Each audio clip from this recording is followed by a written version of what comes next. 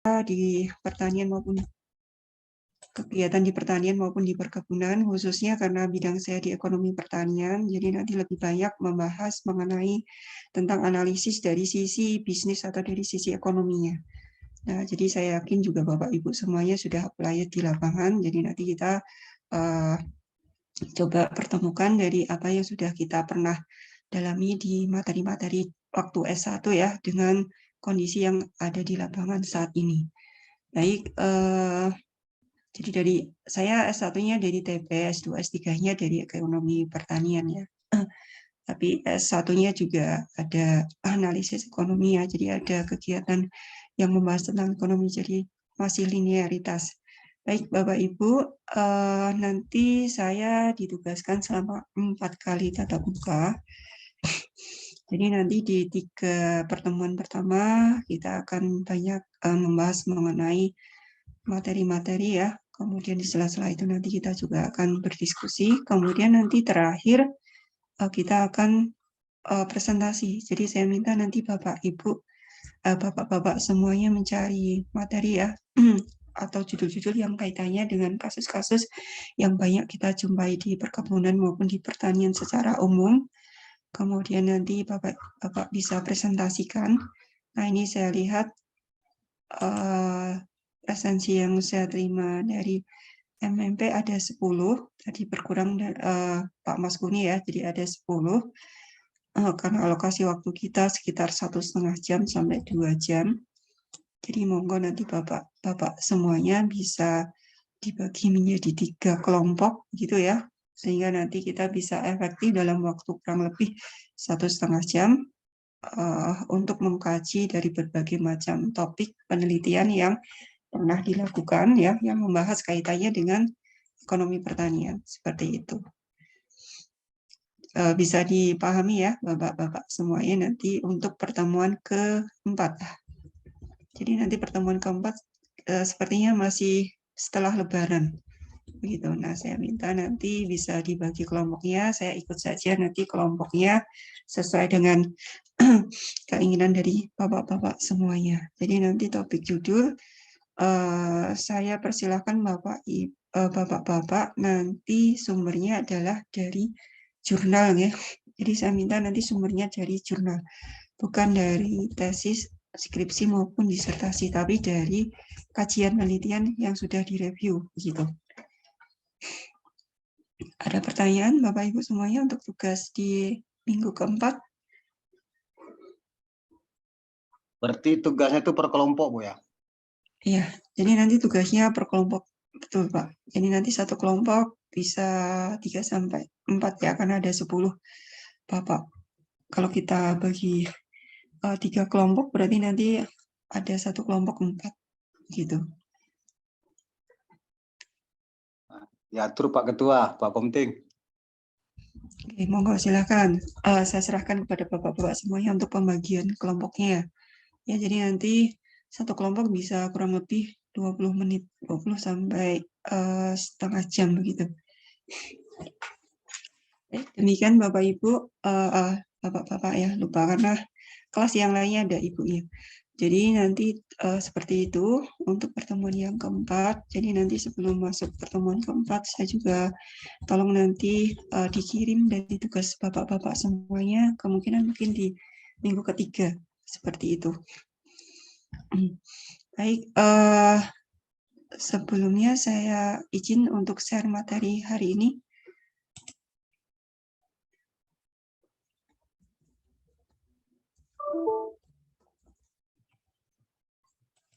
Siang, Bu.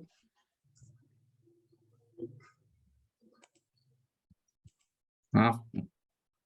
Ya, silakan Pak. Ada pertanyaan, monggo. Jadi tadi Bu, perkenalan. Pak Yadi belum mandiri, Bu. Sinyalnya hilang. Ada yang baru masuk? Bapak, Ada Pak Yadi, Bu. Oh ya Pak Yadi, monggo silakan Pak untuk perkenalan lebih dahulu. Bu, nama Yadi Agusna. Saya dari Syahkuala, Bu, angkatan 2006. Saat ini di BG Agur, Bu, sama dengan Bapak-bapak yang lain di Sungai Melayu, Bu. Sebentar saya cross check dengan presensinya ya Pak ya. Universitas Syah Kuala ini ya Pak ya, di Agusna Putra. Background S1-nya dari Iya, Bu. apa? Ini latar pendidikannya STP ya Pak. Teknik pertanian, Iya, Bu. betul Pak? Teknik pertanian saya, Bu. Baik, Jurusan teknik terima pertanian. kasih. Makasih Pak Yadi. Berarti rata-rata ini hampir Makasih, Bu. sama ya dari bidang keilmuan pertanian semuanya. Tapi ada satu ini tadi dari Pak Sab ya, dari Eshud, betul ya Pak ya? Dan juga Pak Lamjonar, tapi Pak Lamjonar tadi nggak masuk ya dari sarjana ekonomi. Baik, Bapak Ibu, Bapak-bapak semuanya, materi sudah saya share. Apakah sudah bisa sampai ke layar Bapak semuanya? Kelihatan, Bu. Sudah kelihatan, Bu. Baik, jadi tugas saya di sini adalah memberikan perkuliahan dengan topik yaitu manajemen usaha pertanian atau manajemen usaha tani ya. Nah, sekarang orang cenderung kalau kita membicarakan mengenai manajemen usaha pertanian, pastinya juga kita tidak bisa lepas dari yang namanya nilai ekonomis. Karena bagaimana kita mengelola suatu faktor input agar supaya nanti kita bisa memperoleh hasil yang maksimum, itu tentunya kita juga akan memikirkan bagaimanakah dengan ketersediaan input yang ada, sehingga dari input yang ada itu kita bisa maksimum potensinya ya, bukan hanya kita sampai ke aktualnya, tapi kita juga bisa memaksimumkan potensi yang ada sehingga diharapkan nanti output yang diperoleh juga maksimum. Jadi kan sebenarnya kalau kita membicarakan ekonomi itu kan pasti kita bicaranya mengenai apa Pak kira-kira? Kalau kita dalam bayangan kita ekonomi itu biasanya membicarakan mengenai apa?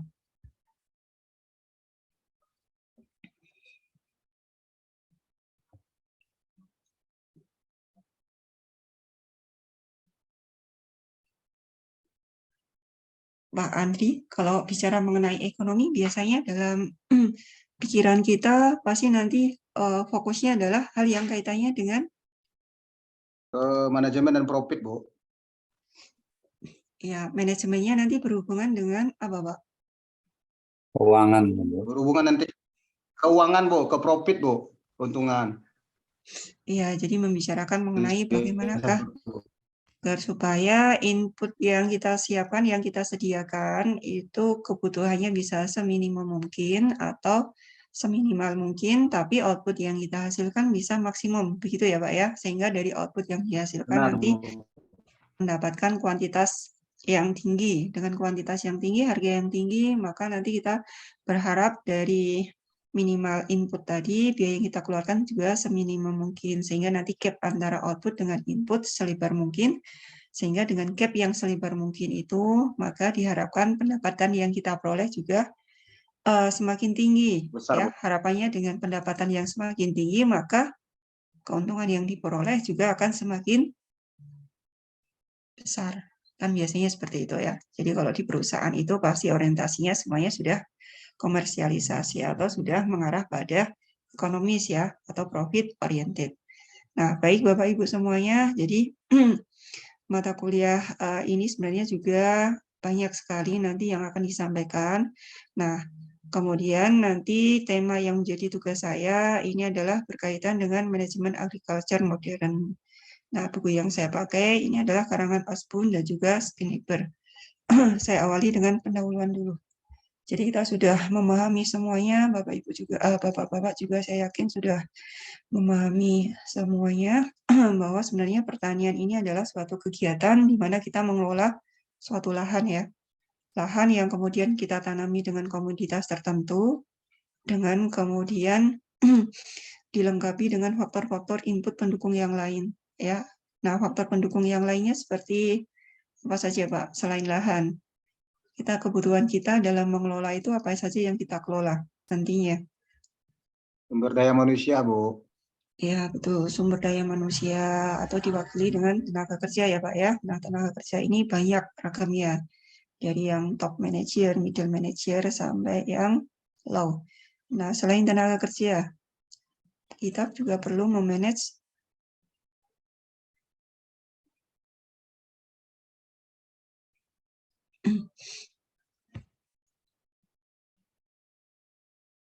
Pak Rudi, kira-kira apa lagi Pak selain tenaga kerja?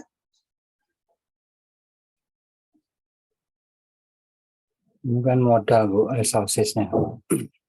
Tuh, modal ya.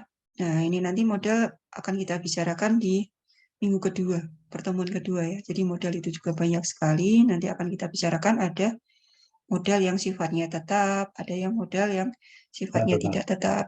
Ya, ada modal yang langsung, ada modal yang tidak langsung, seperti itu. Selain modal, ada apa lagi? Sumber daya alam, sumber daya energi. Sumber daya alam ya. Sumber daya alam ini juga menyangkut nanti iklim seperti itu ya, iklim tanah. Nah, jadi nanti hari ini fokus kita akan membicarakan mengenai dua faktor input tadi, yaitu alam, tanah, tenaga kerja. Seperti itu ya. Karena ini nanti menjadi faktor produksi yang sifatnya asli. Artinya ketersediaannya memang sudah ada di alam, sudah ada ya. Kita tidak bisa membentuk kecuali nanti di dalam pengembangan lebih lanjut. Nah, untuk faktor alam sekarang ini juga sudah mulai banyak dipengaruhi oleh manusia ya. Artinya ketersediaan alam itu yang dulu kita hanya given, apa yang ada disediakan alam, tinggal kita memanfaatkan. Tapi sekarang alam pun sudah mulai bisa kita rekayasa ya, kita sesuaikan. Artinya nanti misalnya penggunaan benih atau faktor yang lainnya, kita bisa merubah alam itu disesuaikan. Nah, baik, jadi manajemen tadi sudah saya jelaskan ya, sudah kita diskusikan bahwa manajemen itu menjadi suatu hal yang utama. Bagaimanakah kita nanti agar supaya faktor input itu bisa kita optimalkan melalui tangan-tangan orang lain, melalui peran seorang manajer ya. Jadi seorang manajer tentunya tidak bisa bekerja sendiri. Dia tentunya akan bekerja menggunakan tangan-tangan orang lain yang kita sebut sebagai faktor tenaga kerja tadi. Jadi ini merupakan suatu faktor utama ya, yang memegang peran penting. Karena tanpa ada tenaga kerja, tanpa ada faktor sumber daya manusia, meskipun ada lahan dan sebagainya, itu tentu tidak bisa kita menghasilkan suatu output ya. Jadi sumber daya di sini ternyata bisa kita bagi menjadi beberapa unsur, ada modal, ada manusia, ada metode, ada mesin, ada pasar, juga ada bahan mentah atau bahan baku. Nah, kemudian sebenarnya manajemen usaha pertanian atau manajemen usaha tani ini seperti yang di Bapak Ibu seperti yang Bapak bisa baca di slide ini ya. Jadi pada dasarnya manajemen usaha tani atau MUP ini adalah suatu ilmu. Jadi ada suatu pengetahuan yang mempelajari bagaimanakah nanti seorang manajer berperan dalam mengelola atau dalam mengusahakan, dalam mengkoordinir atau mengkombinasikan berbagai macam faktor input sehingga dalam kombinasi yang optimum bisa berupa lahan, alam, sehingga bisa dimanfaatkan secara efisien dan juga efektif untuk bisa mencapai tujuan ya, sehingga juga nanti akhirnya dari tujuan yang diperoleh nanti bisa memberikan manfaat yang sebaik mungkin bagi kebutuhan manusia. Nah, ini ada beberapa definisi yang lain, saya kira kita tidak perlu menjelaskan satu persatu. Nah, Bapak juga kita sudah tahu bahwa sebenarnya pertanian yang sekarang ini kita hadapi itu mengalami perkembangan yang sangat panjang sekali. Dulunya pertanian itu orang artinya bisa mendapatkan suatu hasil tidak melalui suatu pengelolaan atau tidak melalui suatu aktivitas yang dikhususkan seperti itu. Tapi awalnya manusia mendapatkan hasil itu karena dari insting ya, atau dari bagaimanakah mereka bisa mencukupi kebutuhan, maka kemudian mereka harus bergerak dari berburu dan juga mengumpulkan hasil hutan. Jadi tanpa ada suatu aktivitas yang dikhususkan. Kemudian mulai ada perkembangan ya dari pengetahuan atau dari akal pikiran manusia bahwa mereka sudah mulai melihat bahwa dari alam itu bisa dimanfaatkan. Nah, kemudian ada lahan berpindah. Nah, kemudian dari situ manusia juga sudah mulai berpikir bagaimanakah agar lahan yang ada itu bisa dikelola secara optimum. Ada usaha tani yang sifatnya menetap. Nah, kemudian lambat laun dari pertanian itu sudah berkembang mengarah kepada usaha tani, ya, yang sifatnya bisa subsisten, ada yang sifatnya juga komersial. Meskipun sampai sekarang juga kalau kita lihat pertanian di tempat kita ada yang masih fokusnya ke subsisten, ya, meskipun juga ada yang sudah mengarah kepada komersial. Nah, kalau perusahaan atau perkebunan semuanya sudah mengarah kepada komersial. Bapak Ibu, subsisten paham ya, sudah bisa dipahami ya subsisten itu apa? Artinya apa ini Pak? Pak Yukananda, subsisten bisa dijelaskan Pak, subsisten itu apa? Karena ini ada dua penggolongan ya, usaha pertanian di tempat kita atau di Indonesia itu masih bisa dikelompokkan kepada dua hal ini. Karena memang masih bisa kita jumpai umum di masyarakat, ada yang mengarahnya fokusnya bukan ke komersial, tapi arahnya masih ke subsisten ini. Jadi dari yang selama ini dikonsumsi sendiri berubah menjadi untuk komersil gitu Bu, maksudnya Bu, usaha tani. Ya, jadi masih ini ya Pak ya. Jadi dari hasil pertaniannya, produksinya itu belum diarahkan agar supaya nanti bagaimanakah mereka bisa mendapatkan hasil yang lebih baik lagi, tapi masih dimanfaatkan untuk memenuhi kebutuhan hariannya. Nah, rata-rata kalau pertanian tanaman pangan arahnya masih ke sana, meskipun ada juga tanaman pangan yang sebagian juga sudah diarahkan kepada yang sifatnya komersial. Nah, dari mata pencarian ini kita juga bisa mengelompokkan bahwa ternyata ada yang masih pada taraf pengumpulan, ada juga yang sudah mengarah kepada pertanian, ya sudah dipikirkan masalah kuantitasnya. Jadi bagaimanakah agar supaya kuantitas yang dihasilkan itu bisa lebih besar lagi ya, karena juga mengingat kebutuhannya juga semakin banyak. Kemudian ada juga yang sudah berpikir bagaimanakah dengan nilai ekonomisnya, artinya sudah mengarah pada kualitasnya juga. Jadi bukan hanya sekedar mengejar kuantitas, tapi sudah mengejar pada kualitas. Dan juga sudah mulai mempertemukan antara produsen sama konsumen. Jadi mereka sudah fokusnya tidak hanya kepada pengolahan, tapi juga bagaimanakah mempertemukan antara pembeli dengan produsen, ya sudah pada pemilihan tempat, waktu, dan sebagainya. Dan juga dalam mata pencarian di bidang pertanian ini juga ada yang sudah mengarah pada support sistemnya. Jadi jasa pendukung seperti itu, misalnya moda transportasi, kemudian misalnya ada jasa kelembagaan ya, misalnya ada koperasi, ada juga misalnya pabrik pengelola jasa moda transportasi dan lain sebagainya. Nah, Bapak-Bapak semuanya kalau kita perhatikan tipe pertanian di tempat kita itu seperti yang kita lihat di atas tadi, ada yang masih mengarah kepada subsisten, artinya baru pada fokus keluarga, dan juga ada yang sudah mengarah pada komersial. Nah, kalau kita lihat perbedaannya nampak seperti ini. Nah, mungkin tidak akan saya jelaskan lebih rinci karena kita juga sudah paham semuanya. Nah, langsung saya sampai pada slide seperti ini ya. Jadi kalau misalnya kita lihat perhitungan untuk mengenai analisis ekonomi, baik yang pertanian berbasis kepada pertanian keluarga maupun yang berbasis pada pertanian perusahaan, itu kalau kita lihat perbandingannya akan nampak seperti ini. Jadi ada hal-hal yang tidak diperhitungkan untuk pertanian dengan sistem kekeluargaan. Nah, mungkin Bapak-Bapak bisa perhatikan tampilan dari tabel ini. Nah, bisa dibandingkan dari tampilan dua kolom untuk usaha tani keluarga maupun usaha tani perusahaan ini. Mengapa di satu sisi baru bisa mencari pendapatan, tapi sisi lain sudah bisa memperhitungkan pada keuntungan. Nah, ada Bapak-Bapak yang bisa menjelaskan perbedaan antara usaha tani keluarga sama usaha tani yang berbasis perusahaan ini. Silakan Bapak Ibu bisa memperhatikan tampilan tabel ini. Kalau kita perhatikan satu sisi baru bisa memperoleh nilai sampai pada pendapatan, sementara satu sisi yang lain sudah bisa memperhitungkan pada nilai keuntungannya.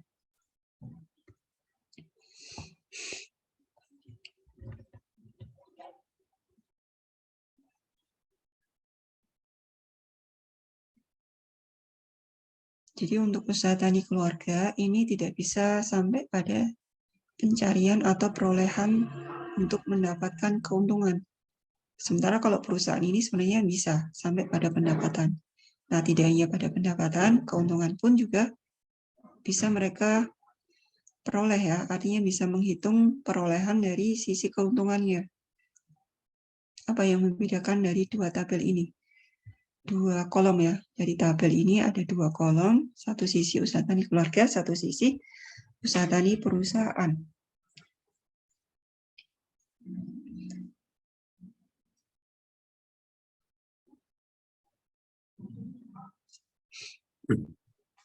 Ya, monggo Pak Rudi. Ya, saya coba ya Bu ya. Kalau untuk pertanian dari keluarga ini tidak memperhitungkan sewa tanah ya, karena mungkin punya sendiri, sedangkan perusahaan ada biaya sewa tanah, termasuk juga ada bunga mungkin kalau ada pinjaman ke bank. Tetapi sebenarnya dari sisi biaya mungkin lebih besar, tetapi kalau di perusahaan itu dihitung sebagai keuntungan, sedang kalau di usaha tani keluarga itu dianggap sebagai pendapatan gitu loh kira-kira. Baik, jadi benar yang disampaikan oleh Pak Rudi ya. Jadi sebenarnya petani itu meskipun tanah yang dia miliki itu adalah tanah milik sendiri, nah tentunya mereka juga tidak ada ya pengeluaran untuk sewa. Tapi sebenarnya kalau misalnya ya petani itu membeli tanah dari orang lain atau misalnya tanah yang digarap itu adalah tanah sewa, nah tentunya nanti akan dikeluarkan biaya untuk sewa. Jadi kalau misalnya sudah sampai kepada tanah sewa atau tanah milik orang lain yang petani itu garap, jadi rata-rata sebenarnya pertanian di tempat kita, terutama untuk tanaman pertanian, lahan yang dimiliki petani itu bukan lahan miliknya sendiri ya, tapi lahan garapan atau lahan sewa. Nah ini kalau sudah sampai pada perhitungan di sana, berarti nanti petani itu sudah bisa sampai pada perhitungan keuntungan. Nah ini kalau kita lihat pendapatannya sangat besar sekali, sementara di perusahaan keuntungan sangat kecil karena sudah memperhitungkan masalah sewa, kemudian ada bunga sendiri ya. Bunga sendiri ini perhitungan dari modal ya, modal yang digunakan oleh perusahaan. Nah itu diperhitungkan seolah-olah modal yang dimiliki oleh perusahaan itu adalah dipinjam dari pihak luar. Jadi kalau dipinjam dari pihak luar, maka seolah-olah dia harus mengembalikan dalam bentuk angsuran dan juga bunganya. Nah, bunga inilah yang kemudian diperhitungkan. Nah, kalau sampai mengarah perhitungan pada pos bunga sendiri, maka nanti ini sudah pada perhitungan keuntungan. Dan juga ada tenaga kerja keluarga. Nah, sementara kalau di usaha tani keluarga, tenaga kerja keluarga ini tidak diperhitungkan. Kalau di perusahaan, kalau kita basisnya perhitungan berdasarkan perusahaan, maka otomatis harusnya diperhitungkan.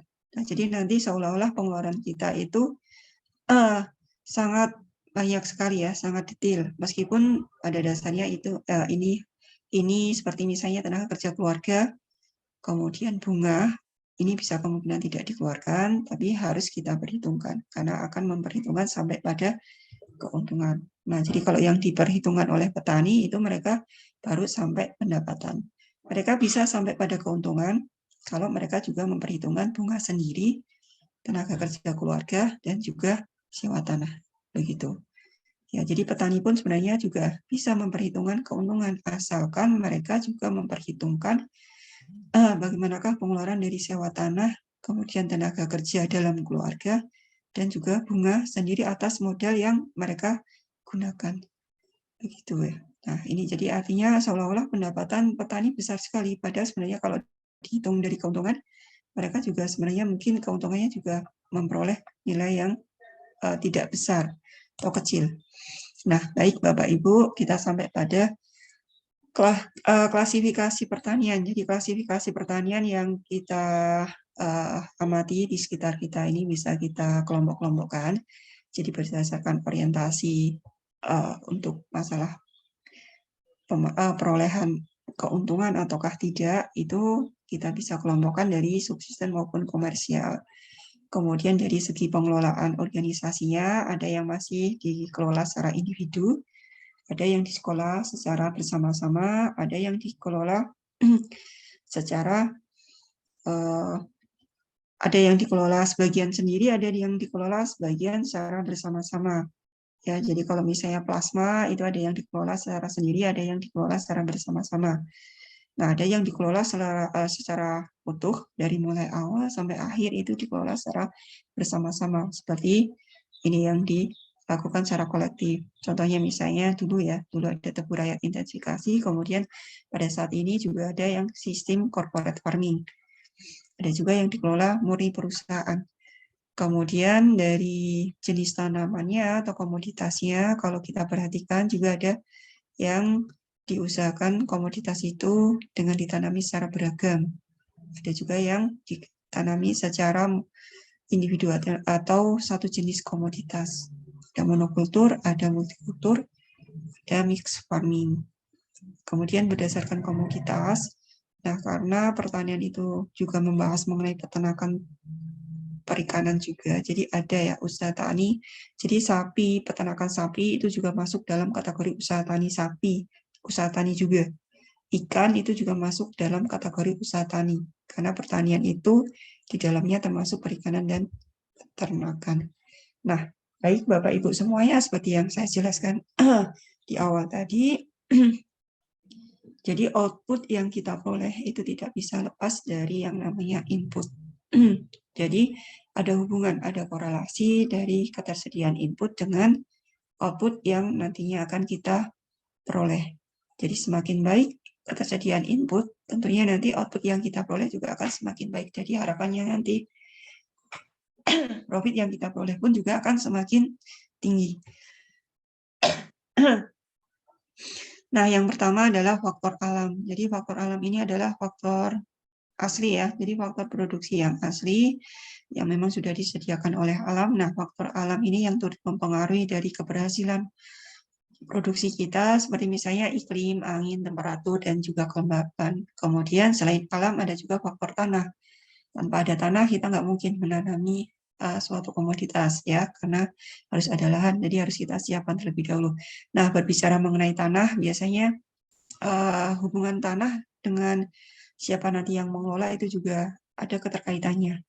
Ada stratifikasinya, hubungan tanah dengan manusia itu biasa ada 3 pengelompokan ya. Ada pemilik penggarap, ada penggarap-penggarap, artinya tanah itu bukan miliknya, tapi tanah itu adalah sebagai lahan untuk digarap ya. Jadi pemilik penggarap, pemilik-pemilik, ada juga pemilik penyewa. Seperti itu, artinya dia memiliki tanah, tapi kepemilikannya berdasarkan atas sewa. Kemudian ada juga tanah itu yang berpencar ya, atau fragmentasi. Jadi pengelolaan tanah yang lokasinya terpencar atau terfragmentasi ini juga akan turut mempengaruhi bagaimanakah nanti dari segi pengelolaannya. Semakin terfragmentasi tentunya nanti akan semakin sulit dalam pengelolaannya. Jadi misalnya kita ketahui petani itu biasanya memiliki lahan yang luas, tapi belum tentu luasnya lahan itu ada dalam satu lokasi yang sama. Bisa lokasinya berpencar. Kemudian semakin baik atau semakin intensif atau semakin besar curahan modal atau tenaga kerja yang kita alokasikan dalam satu luasan lahan, tentunya nanti akan turut mempengaruhi dari hasil yang diperoleh. Baik juga untuk kesuburannya maupun luasnya, tinggi tempatnya, lokasinya, topografinya, maupun infrastrukturnya. Ini juga akan turut mempengaruhi dari keberhasilan atau tinggi rendahnya output yang dihasilkan. Nah, kemudian, ini tadi penjelasannya. Nah, baik Bapak Ibu semuanya, untuk faktor input yang dalam hal ini adalah tanah, sudah sampai slide yang terakhir, dan saya kira ini sudah bisa kita pahami, kita hanya merefresh dari materi yang pernah Bapak-Bapak dulu pernah dapatkan ya. Nah, lanjut ke materi yang berikutnya. Dari sini adakah pertanyaan dari Bapak Ibu semuanya berkaitan dengan faktor tanah atau alam? Kalau tidak, saya lanjutkan ke slide berikutnya.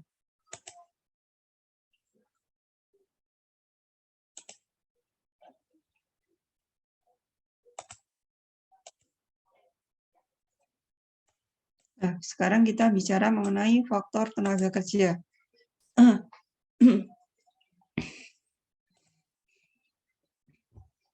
Nah, Bapak-Bapak juga pastinya paham betul ya, bahwa karakteristik dari tenaga kerja di bidang pertanian itu berbeda sekali dengan bidang-bidang di luar pertanian. Di mana di sini kalau kita perhatikan karakteristik tenaga kerja kita, kebutuhannya pastinya tidak kontinu setiap saat. Artinya dalam satu siklus usaha tani itu, kebutuhan tenaga kerjanya tidak monoton sama ya, dan juga tidak merata. Artinya apa ini, Bapak-Bapak semuanya? Kenapa dalam penjelasan yang pertama ini dikatakan bahwa kebutuhan tenaga kerja dalam usaha pertanian itu tidak kontinu, sifatnya tidak kontinu dan juga tidak merata. Barangkali Pak Rudi bisa menjelaskan.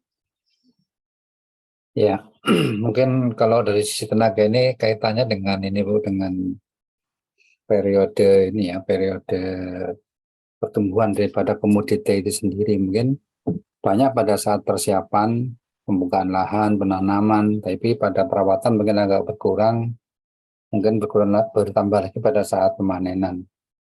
Tapi saya pikir mungkin untuk di tanaman perkebunan kondisinya mungkin ini Bu, relatif lebih stabil lah, karena mungkin durasi tanaman yang tinggi ya Bu, ya, bukan tanaman semusim. Seperti itu Bu. Jadi ada perbedaan ya Pak ya, untuk tanaman semusim sama tanaman tahunan begitu ya. Jadi kalau tanaman tahunan biasanya ada perpindahan tenaga kerja. Jadi tenaga kerja tetap jumlahnya sama, hanya karena jenis pekerjaan yang dikelolanya berbeda, jadi mungkin hanya rolling seperti itu ya Pak ya. Ya, kira begitu Bu. Kalau tanaman semusim pastinya juga ada sedikit perbedaan. Biasanya untuk tanaman semusim itu kebutuhan tenaga kerja banyak itu pada saat-saat di awal dan juga pada saat-saat di akhir. Sementara kalau pas saat musim-musim pemeliharaan itu tidak banyak membutuhkan tenaga kerja. Jadi dikatakan di sini tidak kontinu dan tidak merata. Apalagi misalnya menghadapi musim paceklik begitu ya, musim kering, atau misalnya pada saat musim penghujan itu memang kebutuhan tenaga kerjanya juga akan sangat berbeda sekali. Terutama untuk tanaman semusim. Kalau tanaman perkebunan atau tanaman tahunan ini tidak berlaku ya Pak ya, untuk musim panas, musim penghujan maupun musim kering atau musim paceklik begitu ya. Nah, lanjut yang berikutnya, ciri yang kedua adalah tidak ada spesialisasi atau standar kompetensi ya, terutama untuk bagian ketenaga kerjaan. Jadi asal mereka fisiknya kuat ya, mampu melakukan aktivitas, tentunya mereka juga bisa melakukan aktivitas usaha tani. Berbeda kalau misalnya di bagian yang manajerial ya. Jadi untuk tenaga kerja itu tidak ada spesialisasi, apakah mereka harus background-nya memiliki latar belakang pendidikan khusus ataukah apa, ataukah mereka memiliki skill khusus, itu tidak ada. Jadi skill-nya tentunya bervariasi. Nah, kemudian kalau kita perhatikan, jadi tenaga kerja yang dilibatkan di bidang pertanian itu bisa kita kelompokkan menjadi dua. Ada tenaga kerja dalam keluarga, ada tenaga kerja luar keluarga. Nah, kalau di komoditas perkebunan, ini juga sharing ya, pelibatan tenaga kerja keluarga, ada nggak ya Pak ya?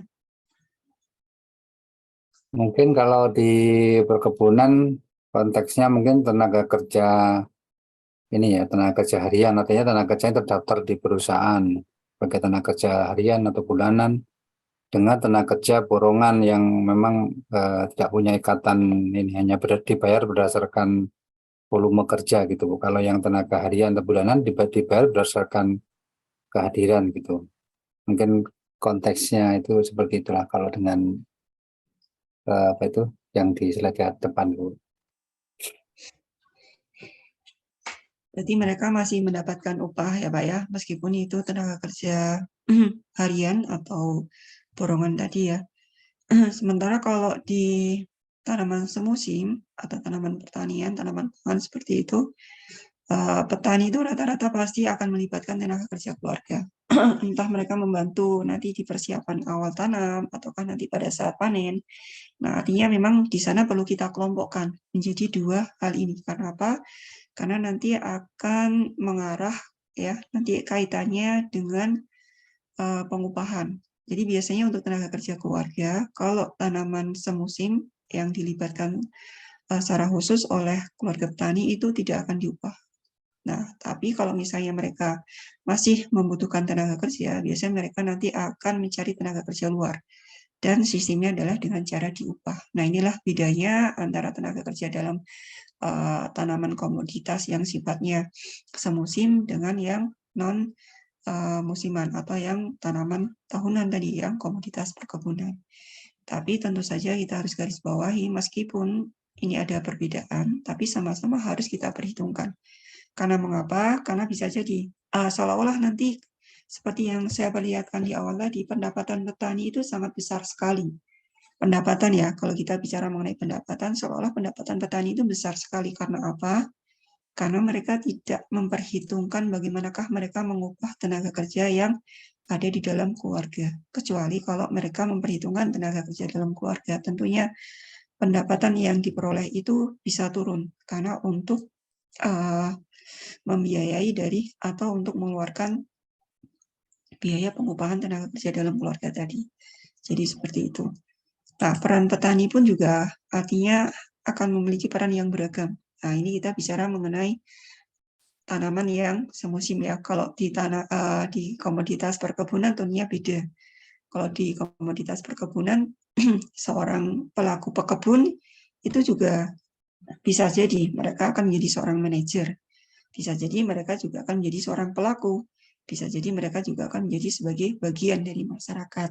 Ya, yang tentunya mereka harus memperhitungkan ketika mereka akan menanam, bagaimanakah nanti pengaruhnya terhadap orang yang ada di sekitarnya. Jadi peran petani itu memiliki tiga hal ya di sini ya, 3 peran. Yaitu sebagai seorang manajer, di mana dia harus pandai mengelola ya. Mereka harus bisa memprediksi, mereka harus bisa mengkoordinir semua unsur dalam kaitannya dengan faktor input tadi, juga sebagai juru tani, artinya sebagai pelaksana, sebagai pengawas, dan juga sebagai pengatur, dan juga sebagai bagian dari anggota masyarakat yang harus memenuhi kebutuhan diri sendiri dan juga harus memenuhi kebutuhan anggota masyarakat di sekitarnya. Nah, kalau kita perhatikan perbedaan antara tenaga kerja dalam dan tenaga kerja luar keluarga, menurut keadaannya jumlahnya memang untuk dalam keluarga itu given ya, kita tidak bisa mengaturnya. Tapi kalau luar keluarga kita bisa mengaturnya. Dan jumlahnya pun juga bervariasi. Kemudian dari jenis kelaminnya, kalau dalam keluarga ya adanya itu ya kita hanya bisa melibatkan yang ada seperti yang ada dalam keluarga. Jadi sifatnya juga given. Sementara yang luar keluarga untuk jenis kelaminnya tergantung kebutuhan kita. Umurnya juga given untuk dalam keluarga. Untuk luar keluarga ini bervariasi, jadi kebutuhannya juga bisa kita sesuaikan. Kemudian dari jenis pekerjaan pun dalam keluarga ini bisa bervariasi. Dia bisa berperilaku, dia bisa melakukan aktivitas dimanapun, tapi kalau yang luar keluarga tentunya kebutuhannya hanya pada saat-saat kondisional. Seperti ini. Nah, seperti yang disampaikan oleh Pak Rudi tadi, memang untuk sistem upah itu ada berdasarkan, ada yang sistemnya waktu, ada yang sistemnya berdasarkan kuantitasnya ya, ada juga yang berdasarkan dengan targetnya. Jadi ada upah borongan, ada upah berdasarkan waktu, ya ada upah yang berdasarkan dengan basis atau premi. Nah, Bapak Ibu, ini seperti yang kita lihat dari karakteristik untuk petani ya, karakteristik dari petani kita tadi bahwa kebutuhannya memang tidak stabil ya secara terus-menerus, itu kebutuhan yang ada, itu nanti akan kita butuhkan sesuai dengan jumlah yang ada. Tapi sewaktu-waktu kebutuhannya itu sedikit, bahkan mungkin nanti juga pada suatu saat kebutuhannya itu sangat banyak sekali. Jadi suatu saat ketersediaannya itu kurang, dan pada suatu saat ketersediaan yang ada itu akan mengalami pengangguran. Seperti ini ya. Jadi pada musim-musim peak atau panen itu bisa kemungkinan kita kekurangan. Tapi pada suatu saat, pada misalnya musim kering, ya itu akan mengalami pengangguran.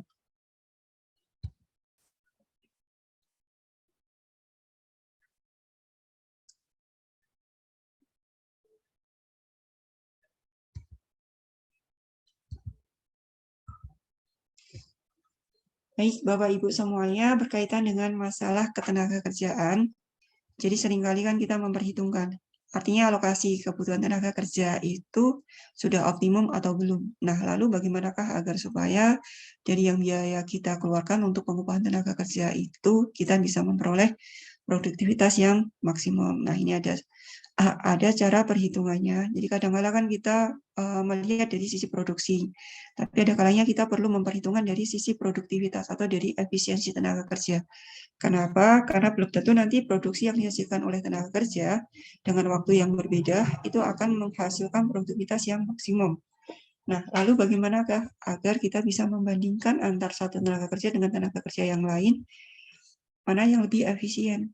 Jadi kita caranya adalah dengan memperhitungkan dari sisi produktivitasnya. Lalu bagaimana cara menghitung produktivitas? Bapak semuanya saya yakin juga sudah diterapkan semuanya. Jadi untuk menghitung produktivitas itu tentunya kita berdasarkan dari rasio antara hubungan output dan input. Outputnya adalah dari jumlah produksi yang bisa dihasilkan per satuan tenaga kerja per hektarnya. Jadi biasanya kita menggunakan satuannya adalah HK, ya, ada yang CKO, ada yang HOK, ada yang HKO, begitu ya.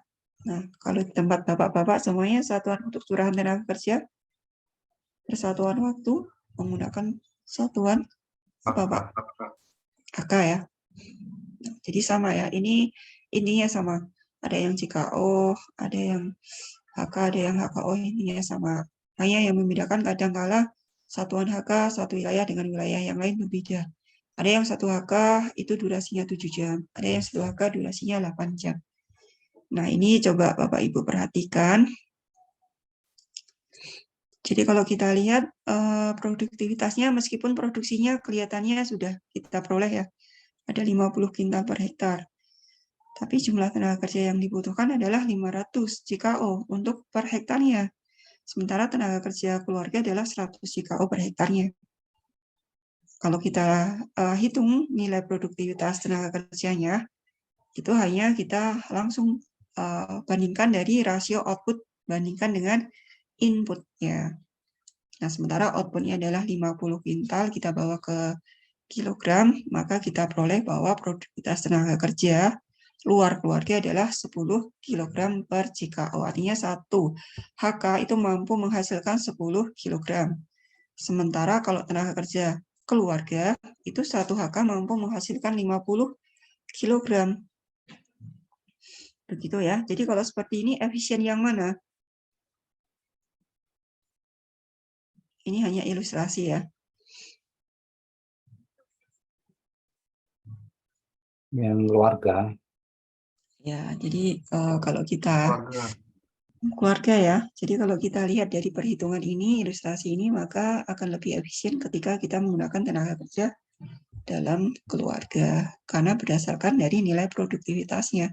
Tapi kalau dari nilai produksinya, karena sama-sama yang dihasilkan pas nilai angkanya sama, jadi kita tidak bisa membandingkan mana yang lebih tinggi atau yang lebih rendah. Tapi ketika kita melihat dari sisi inputnya, baru kita bisa mengatakan mana yang lebih efisien atau yang lebih optimum di dalam penggunaan tenaga kerjanya.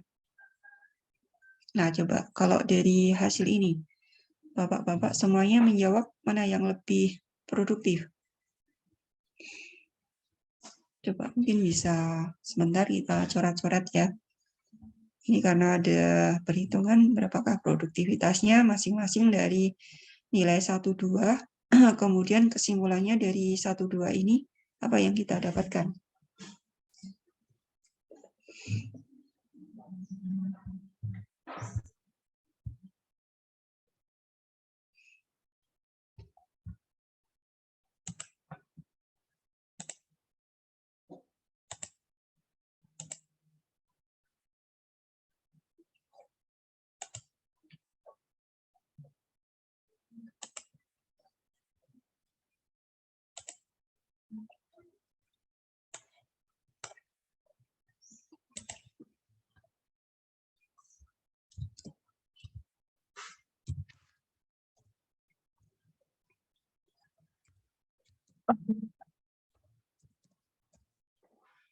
Kira-kira lebih baik yang mana Pak ini hasilnya? 250 JKO, bantuan mesin produktivitas. Produksinya lebih Ya. tinggi. Betul.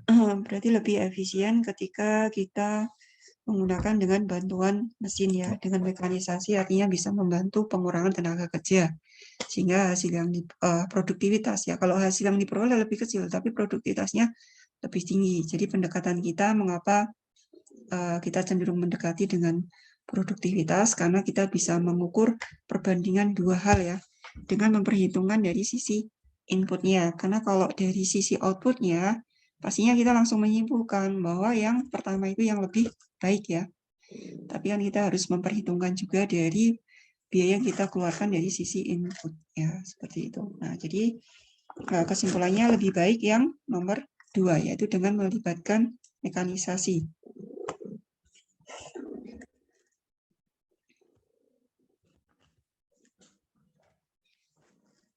Nah, itu tadi adalah perhitungan produktivitas dari sisi fisik ya, dari sisi kuantitas. Nah, sementara untuk memperhitungkan produktivitas yang lain bisa kita dekati dari sisi penerimaan, artinya dari sisi nilai jualnya, dari output yang sudah kita dekati dengan harga jualnya. Nah, hitungannya dengan rumus seperti ini. Jumlah produksi kita kalikan dengan harga ya, dengan harga per inputnya, per outputnya, kemudian dibagi dengan jumlah curahan tenaga kerja per harinya.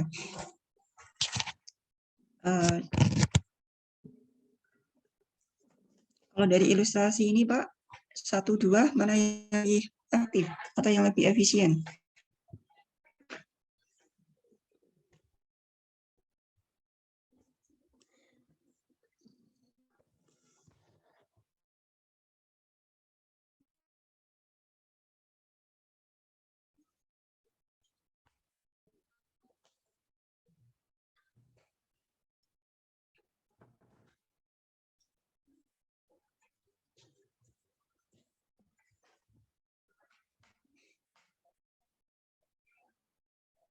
Boleh silakan Bapak-Bapak untuk coret-coret sebentar juga biar enggak terlalu ini ya saya biar ada diskusi.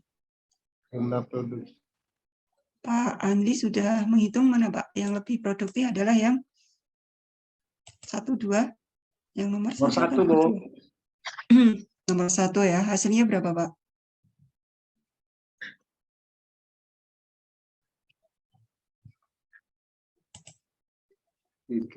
Jumlah produksi 30 kali harga per hektar.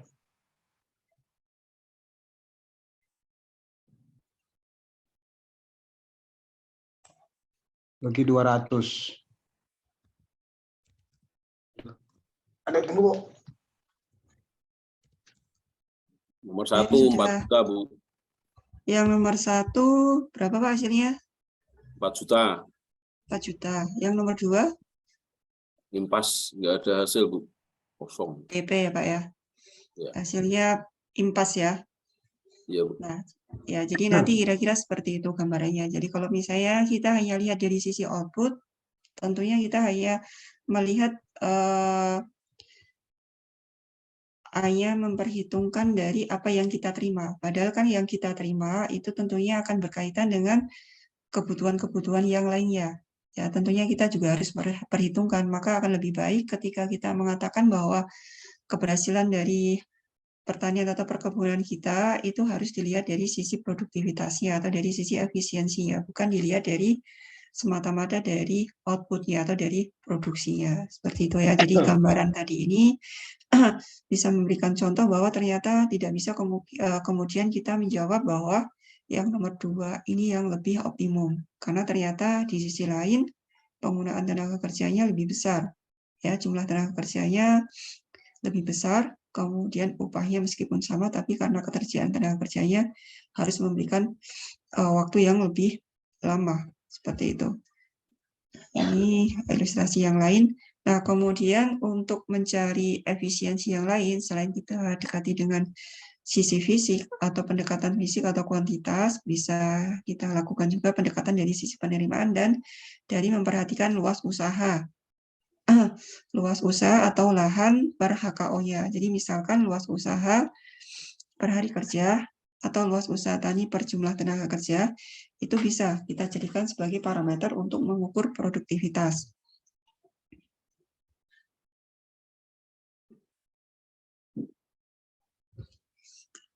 Perhitungannya sama ya, perhitungannya masih sama, yaitu output dibagi dengan input. Jadi output dibagi dengan input itu adalah cara perhitungan untuk rumus produktivitas.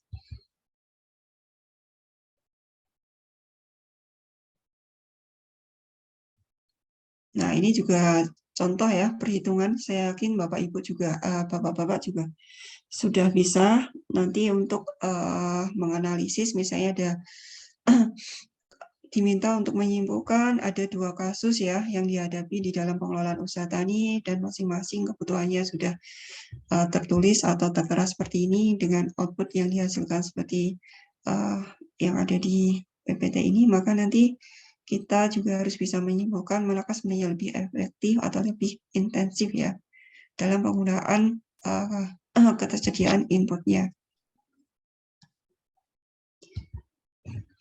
Nah, jadi kesimpulan ya, efisiensi tenaga kerja itu bisa kita perhitungkan dengan 3 pendekatan.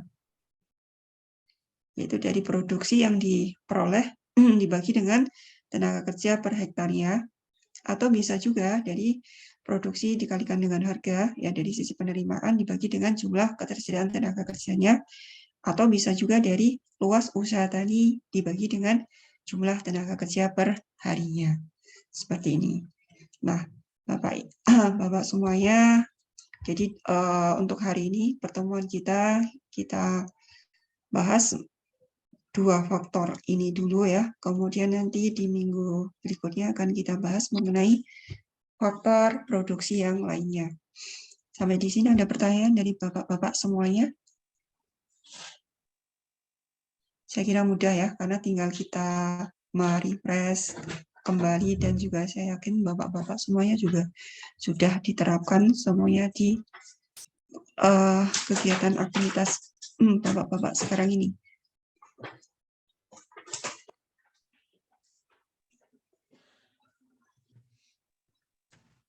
Ada pertanyaan dari Bapak-bapak semuanya? Cukup, Bu. Sudah cukup ya. Kalau tidak ada pertanyaan, untuk pertemuan hari ini saya cukupkan sampai di sini dulu. Terima kasih atas perhatian dan juga kerjasama Bapak-bapak semuanya. Kita lanjutkan nanti untuk perkuliahan di minggu berikutnya ya. Mudah-mudahan dari apa yang sudah kita bahas hari ini, kita bisa mengingat kembali dulu waktu kita materi yang pernah kita dapatkan, mungkin ada apply-nya sedikit, dan mudah-mudahan bisa menambah manfaat untuk kita semuanya. Baik, Bapak-bapak semuanya, untuk hari ini saya cukupkan sampai di sini dulu. Terima kasih sekali lagi. Saya akhiri pertemuan hari ini. Wassalamualaikum warahmatullahi wabarakatuh.